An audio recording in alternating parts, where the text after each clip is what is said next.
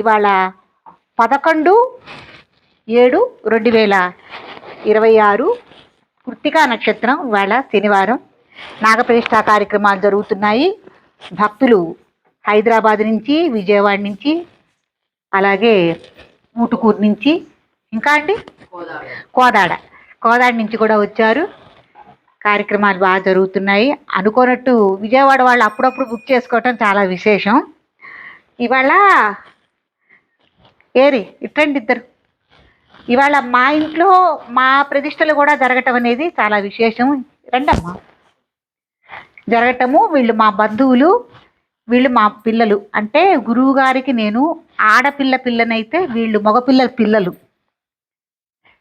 సిగ్గేం లేదురా, రండి. మన కార్యక్రమం దేనికి మీరు ఇదవుతారా? అయితే ఇక్కడ నేను చెప్పేది ఏంటంటేనండి, నాగప్రతిష్ఠా కార్యక్రమం చేయటంలో మేము ఒక్కళ్ళమే కదండి, మాకు బాగా చేస్తారా, మంచిగా చేయండి అని అంటూ ఉంటారు. ఇవాళ మేము 6 ప్రతిష్టలు చేసుకుంటున్నాము.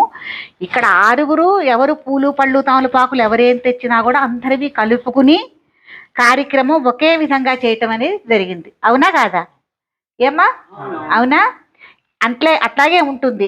చాలా మందికి మీ వాళ్ళకైతే బాగా చేసుకుంటారేమో, ఇంకో మంత్రం ఎక్కువగా చెబుతారేమో అని అనుకుంటారు. అదేం ఉండదండి.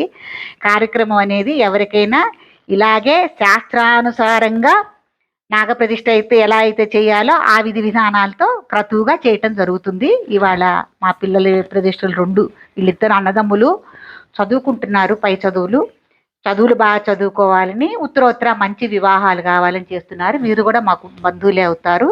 మీరు కూడా బాబు మంచి పొజిషన్లో ఉండాలి, విదేశయానం చేయాలి, కుటుంబ క్షేమం కోసం నాగప్రతిష్ఠా కార్యక్రమం చేసుకుంటే పుణ్య కార్యక్రమం నేను చెప్పటం వల్ల వారికి వచ్చారు. రండి మీరు కూడా ఒక ప్రతిష్ఠ కార్యక్రమం చేసుకోండి అంటే వచ్చారు.